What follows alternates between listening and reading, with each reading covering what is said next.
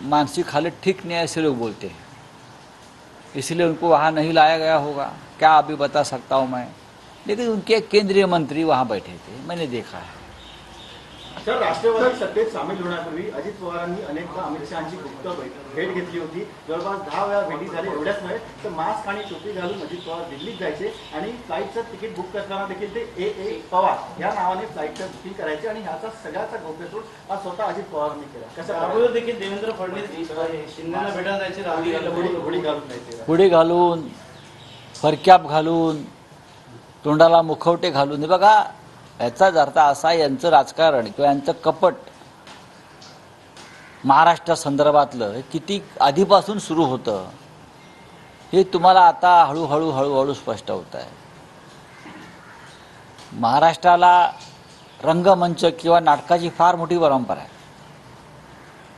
महाराष्ट्राच्या रंगमंचानं अनेक मोठे कलाकार दिले, अगदी बालगंधर्वांपासून डॉक्टर श्रीराम लागूंपर्यंत, नाना पाटेकरांपर्यंत, अलीकडे प्रशांत दामल्यांचा आपण पाहतो, अनेक मोठे कलाकार दिले।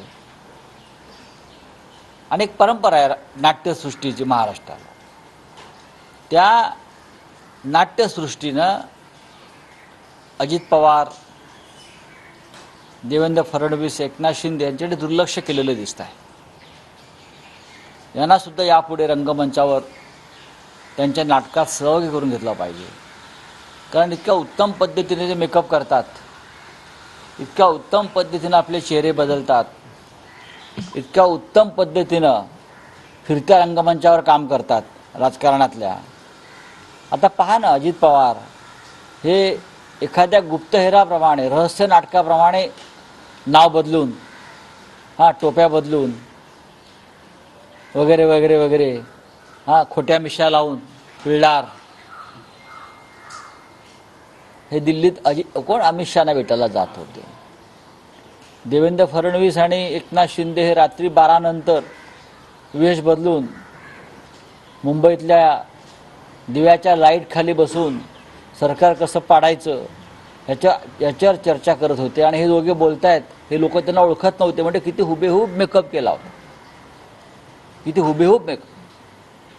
म्हणजे फार मोठी गोष्ट आहे की हे कलाकार, या कलाकारांनी राजकारणातल्या मराठी नाट्यसृष्टीचं आणि आपल्या चित्रपट पडद्याचं फार मोठं नुकसान केलं आहे।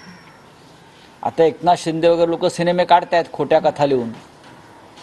त्यांनी स्वतःवरती हे त्यांनी जे नाटक रचलं होतं त्याच्यावर एखादं नाटक, एखादा सिनेमा जर त्यांना लिहिता येत नसेल तर मी उत्तम लेखक आहे, मी लिहितो आणि मला हे प्रसंग त्यांच्यापेक्षा जास्त माहिती आहे। एकनाथ शिंदे हे आतापासून वेश बदलून जात नव्हते,